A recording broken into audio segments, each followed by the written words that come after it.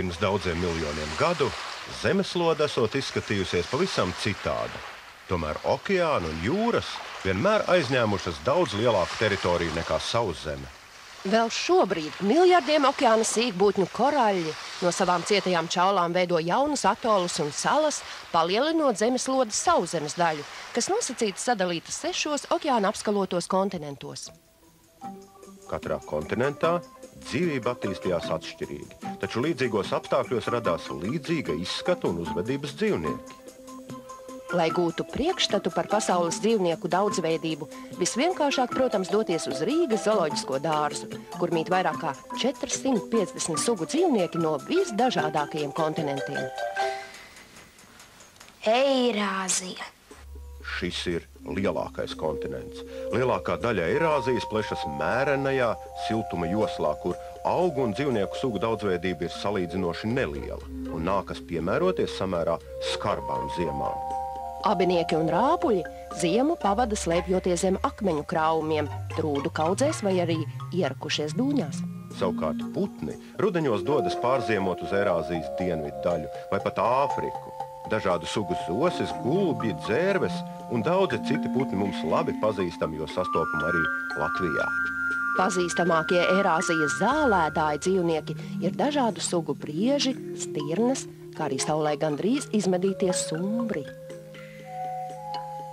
Arī daudzi plēsīgie zvēri mums visai labi pazīstami, gan brūnais lācis, gan pelēkais vilks, gan lūsis un pat prāvākais caunas radinieks tīnis jeb āmrī. Visi šie dzīvnieki cits biežāk, cits retāk, tomēr dzīvo arī Latvijā. Tālo ziemeļu valdnieki leduslāči, tāpat kā lielākie kaķi pasaulē amūras tīģeri, Latvijā aplūkojam vien zoodārzā. Turpretī ar cilvēka palīdzību no tālajiem austrumiem, pa visu Eirāzijas mēreno joslu izplatījies jenotsuns.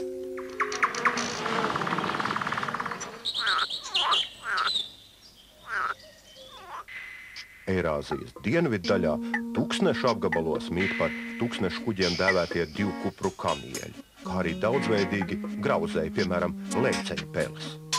Bet pasaulē lielākajā Himalaju kalnu masīvā sastopama liela fazānu dažādība, melnie Himalaju lāči, garspalvainie kalnu jaki, kā arī 2 sugu pandas.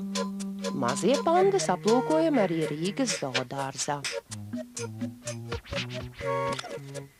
Vislielākā augu un dzīvnieku daudzveidība ir Āzijas tropiskajos apgabalos. Daudzveidīgas kokvardes, visdažādākie ūdens bruņurupuči, pat ar mīkstām bruņām kā šis. Džungļus pieskandina krāšņie klaigātāji pāvi.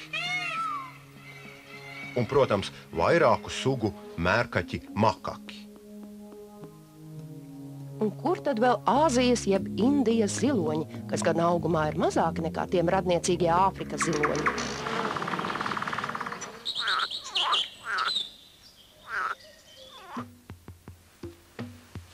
Āfrika. Šo kontinentu uzskata par cilvēka rašanās vietu. Lielākā daļa Āfrikas ietilpst karstajā klimata joslā. Milzīgas teritorijas Āfrikā ir krūmaini klajumi savannas, kur ganās zebru un dažādu antilopju bari, kā arī Āfrikas ziloņi, žirafes un citi prāva auguma zālēdāji. Te dzīvo arī pasaulē lielākie putni Āfrikas strausi. Pazīstamākie Āfrikas plēsīgie zvēri ir lauvas. Vienīgie kaķi, kas dzīvo prāvā saimēs praidos. Tūkstnešainajos klajumos sastopami mazāk pazīstami plēsēji, piemēram, mangusta radinieki surikāti un saudabīgās tūkstneša lapsas feneki. Āfrikas lielākās upes Nīlas, kā arī citu upju un ezeru krastos mīt lielie zālēdāji nīlzirgi. Savukārt Āfrikas ekvatoriālie lietus meži ir īsta paradīze visdažādākiem rāpuļiem un abiniekiem, kā arī papagaļiem un citiem krāšņiem putniem. Kā jau tropos, Āfrikas mežos netrūkst primātu, sākot ar sīkiem puspērtiķīšiem kā galāgo, līdz pat cilvēkveidīgajiem pērtiķiem kā šimpanze. Ļoti savdabīga dzīvnieku valsts ir uz Āfrikai blakus esošās Madagaskaras salas.